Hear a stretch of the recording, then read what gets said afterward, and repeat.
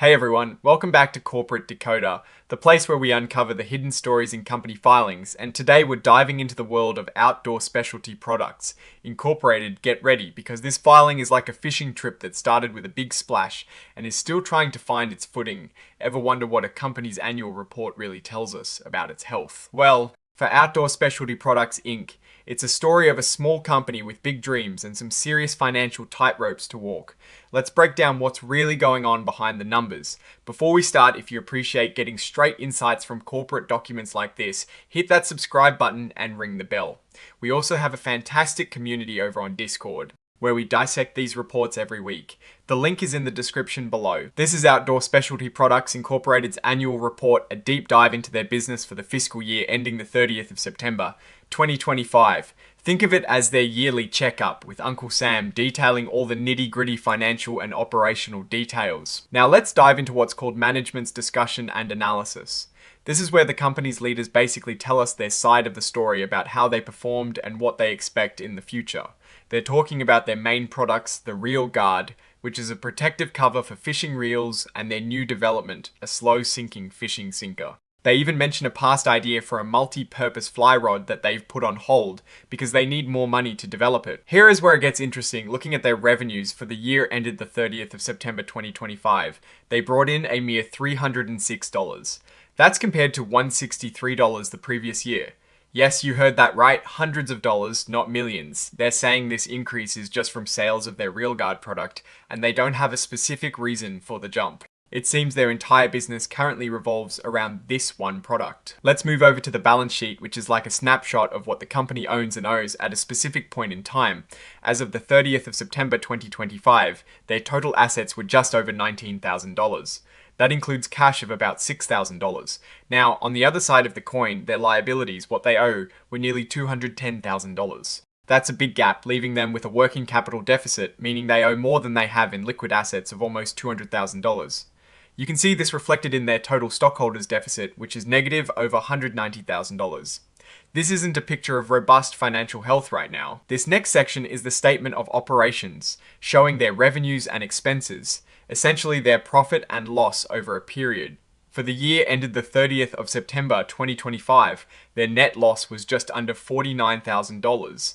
This is on revenues of only $306. Their general and administrative expenses, things like legal and accounting fees, were over $42,000. So their operating costs are massively higher than any revenue they are generating. They are essentially burning through cash just to operate. The net loss for 2025 was $48,529, and for 2024 it was $43,565.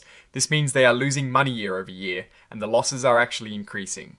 The net loss per S-share, which is how much of that loss is attributed to each share of stock, is about 1 cent for both years. Here we look at their cash flow. For operating activities, meaning the day-to-day running of the business, they used over $37,000 in 2025. This is primarily due to their net loss, but adjusted for some non-cash items and changes in their short-term assets and liabilities. In investing activities, they spent money on patents and equipment, around $2,300 in 2025 and over $6,500 in 2024. The big story here is financing activities. They received over $45,000 in 2025 and over $50,000 in 2024 from related party revolving loan agreements. This is how they're keeping the lights on. This note details those crucial related party loans. They have agreements with their president and another principal stockholder.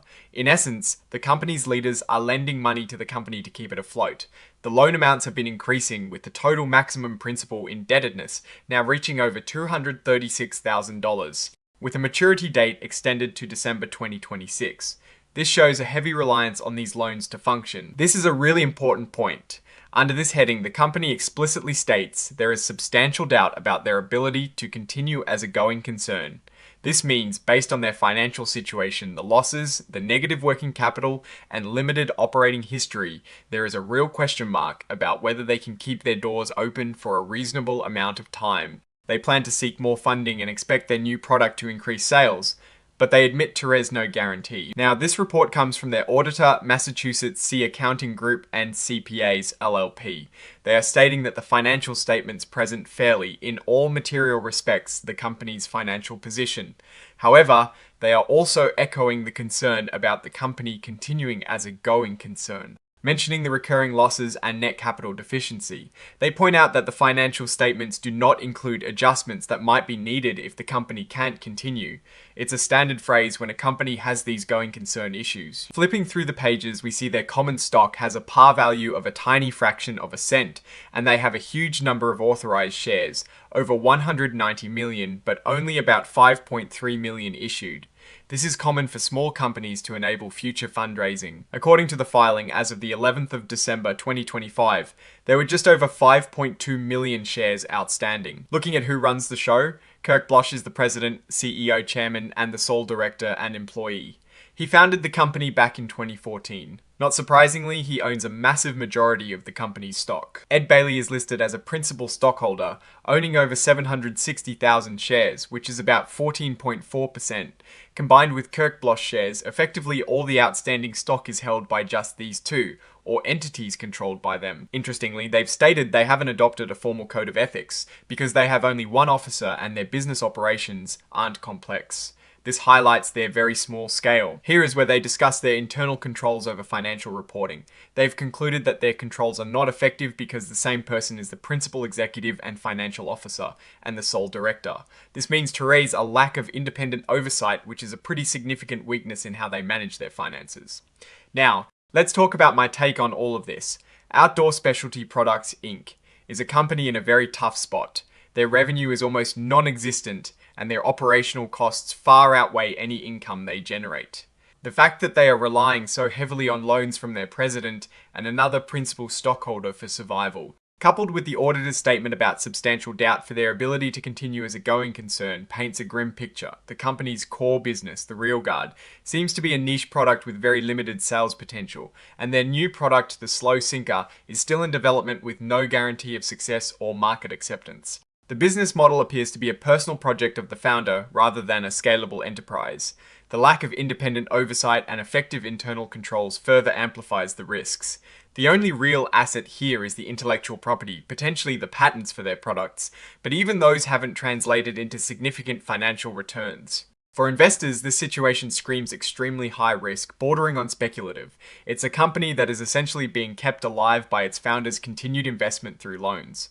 The direction of the company is unclear and heavily dependent on external funding that may never materialize or be sufficient to overcome the operational deficit. In conclusion, Outdoor Specialty Products, Inc. is facing a severe financial struggle. While they have patented products, the market reach and revenue generation are critically low. The going concern warning from their auditor is a major red flag, and the company's continued operation depends entirely on continued significant financial support from insiders. Without a massive shift in sales or a substantial influx of external capital, their future looks very uncertain. Alright, that is our breakdown of Outdoor Specialty Products, Inc. Its latest filing. What is your take on these numbers and what they signal for the company's future? Drop your thoughts in the comments. If this analysis was valuable, hitting that like button really helps, and subscribe for more deep dives. Don't forget to check out the Discord in the description to join the conversation. Thanks for watching. See you next time.